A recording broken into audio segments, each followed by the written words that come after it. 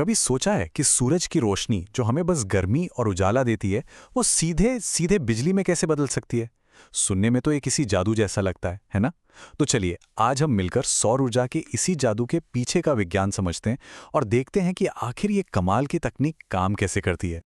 तो सवाल यही है कि वो जो छतों पर एक साधारण सा दिखने वाला पैनल लगा होता है, वो सूरज की किरणों को उस बिजली में कैसे बदल देता है जिससे हमारे घर के सारे अप्लायंसेस चलते हैं।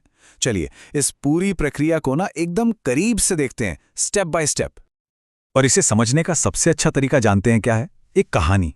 हम प्रकाश के एक बहुत ही छोटे से कण, एक फोटॉन के सफर पर चलेंगे। देखेंगे कि कैसे ये नन्हा सा एनर्जी का पैकेट आखिर में बहती हुई बिजली बन जाता है। तो चलिए अब थोड़ा और गहराई में उतरते हैं। हमारे इस सफर की शुरुआत होगी सोलर पैनल के बिल्कुल दिल में, यानी एक सोलर सेल के अंदर। अब इसे आप ना एक बहुत ही खास किस्म का सिलिकॉन सैंडविच मान सकते हैं। और हमारी कहानी का हीरो वो है फोटॉन। फोटॉन यानी प्रकाश का एक कण जिसके अंदर एनर्जी भरी हुई है। सूरज से ना करोड़ों अरबों की तादाद में ये फोटॉन हर सेकंड हमारी धरती तक पहुंचते हैं और बस यहीं से हमारी कहानी शुरू होती है। अच्छा, तो जैसा हम देख सकते हैं हमारे इस सिलिकॉन सैंडविच में दो परतें हैं। एक है एन टाइप सिलिकॉन। इसमें ना ढेर सारे फालतू मतलब एक्स्ट्रा इलेक्ट्रॉन होते हैं जो इधर उधर घूम सकते हैं, तो ये हो गई नेगेटिव लेयर। और दूसरी है पी टाइप सिलिकॉन। इसमें इलेक्ट्रॉन्स की कमी होती है जिसे हम कहते हैं होल्स। अब ये होल्स असल में कोई पार्टिकल नहीं है, बस समझिए कि इलेक्ट्रॉन के लिए एक खाली कुर्सी है। तो ये हो गई पॉजिटिव लेयर। और बस यही नेगेटिव और पॉजिटिव का फर्क, यही है बिजली बनाने का सारा खेल। अब जहां ये दोनों एन टाइप और पी टाइप परतें मिलती है ना, उस जगह को कहते हैं पीएन जंक्शन। और यकीन मानिए ये इस पूरे सिस्टम का सबसे सबसे जरूरी हिस्सा है। ये एक तरह से एक अदृश्य इलेक्ट्रिक फील्ड बनाता है, या कह लीजिए एक वन वे गेट। इसका काम है इलेक्ट्रॉन्स को सिर्फ एक ही तरफ जाने देना, वापस नहीं। इस बात को जरूर याद रखिएगा क्योंकि आगे की पूरी कहानी इसी पर टिकी है।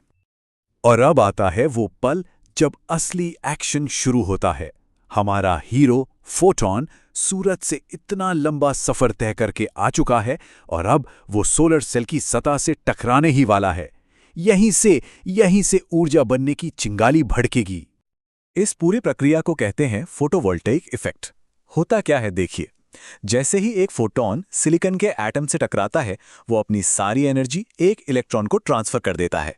और इतनी एनर्जी मिलते ही वो इलेक्ट्रॉन अपनी जगह से आज़ाद हो जाता है और पीछे छोड़ जाता है एक खाली जगह, यानी एक होल। और बस इसी पल हमारा पीएन जंक्शन एक्शन में आ जाता है। वो उस आज़ाद इलेक्ट्रॉन को धक्का मारकर एन साइड पर भेज देता है और उस होल को पी साइड की तरफ। ये चार्जेस का अलग होना ही तो सब कुछ है। तो इस बंटवारे से हुआ क्या? हुआ ये कि सेल के एक तरफ यानी एन साइड पर बहुत सारे नेगेटिव चार्ज वाले इलेक्ट्रॉन्स जमा हो गए और दूसरी तरफ पी साइड पर बहुत सारे पॉजिटिव चार्ज वाले होल्स। ये बिल्कुल एक चार्ज की हुई बैटरी की तरह है। मतलब पावर तो है, लेकिन अभी वो कहीं बह नहीं रही है, बस तैयार बैठी है। और फिर जैसे ही हम इस सेल से कोई तार जोड़कर एक सर्किट पूरा करते हैं, ये सारे जमा हुए इलेक्ट्रॉन उस तार के जरिए दौड़ पड़ते हैं। क्यों? क्योंकि उन्हें पी साइड पर मौजूद होल्स के पास जाना है। और इलेक्ट्रॉन्स का यही बहाव, दोस्तों, यही तो है इलेक्ट्रिक करंट, यही है बिजली। और एक मजेदार बात, एक अकेला सोलर सेल ना बस करीब आधा वोल्ट की बिजली बनाता है। इसीलिए एक पैनल में ऐसे बहुत सारे सेल्स को सीरीज में जोड़ा जाता है ताकि हमें काम लायक वोल्टेज मिल सके। पर रुकिए, कहानी अभी खत्म नहीं हुई। ठीक है, हमने बिजली तो बना ली, लेकिन ये बिजली जो सेल के अंदर बनी है वो हमारे घरों तक पहुंचने के लिए अभी तैयार नहीं है। हम इसे सीधे अपने टीवी या फ्रिज में इस्तेमाल नहीं कर सकते। बात यह है कि सोलर पैनल जो बिजली बनाते हैं उसे कहते हैं डायरेक्ट करंट या डीसी। इसमें सारे इलेक्ट्रॉन एक सीधी लाइन में एक ही दिशा में बहते हैं। लेकिन हमारे घरों में जो बिजली आती है, जो ग्रिड से आती है, वो होती है ऑल्टरनेटिंग करंट यानी एसी। इसमें इलेक्ट्रॉन बहुत तेजी से आगे पीछे होते हैं। तो ये ऐसा है जैसे दो लोग दो अलग अलग भाषाएं बोल रहे हों। तो इस भाषा की प्रॉब्लम को सॉल्व करने के लिए सीन में आता है इन्वर्टर। ये एक बहुत ही ज़रूरी डिवाइस है। इसका काम बस इतना है कि ये सोलर पैनल से आने वाले डीसी करंट को लेता है और इसे हमारे घर के लिए ज़रूरी एसी करंट में बदल देता है। आप इसे एक पावर ट्रांसलेटर भी कह सकते हैं। और इसके साथ हमारा सोलर सिस्टम लगभग पूरा हो जाता है। तो अभी तक हमने एक एक पुर्जे को बारीकी से समझा। अब जरा जूम आउट करते हैं और पूरी बड़ी तस्वीर देखते हैं कि कैसे सोलर पैनल से लेकर इन्वर्टर तक ये पूरा का पूरा सिस्टम एक साथ मिलकर काम करता है। देखिए, असल दुनिया में एक सोलर पैनल कितनी बिजली बनाएगा ये कई चीज़ों पर निर्भर करता है। ऐसा नहीं है कि लगा दिया और बस काम हो गया।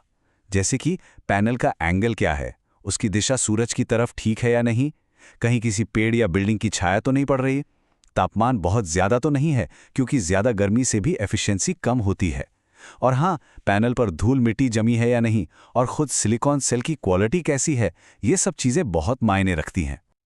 तो हमने ये पूरा सफ़र देखा कि कैसे सूरज की रोशनी बिजली में बदल जाती है ना कमाल की, और कितनी असरदार प्रक्रिया। पर यह हमें एक बहुत बड़े सवाल के साथ छोड़ जाती है। अगर हम धूप से सीधे बिजली बना सकते हैं, तो फिर आखिर वो कौन सी सबसे बड़ी रुकावट है जो हमें हर छत, हर दीवार, हर खिड़की को एक सोलर पैनल बनाने से रोक रही है?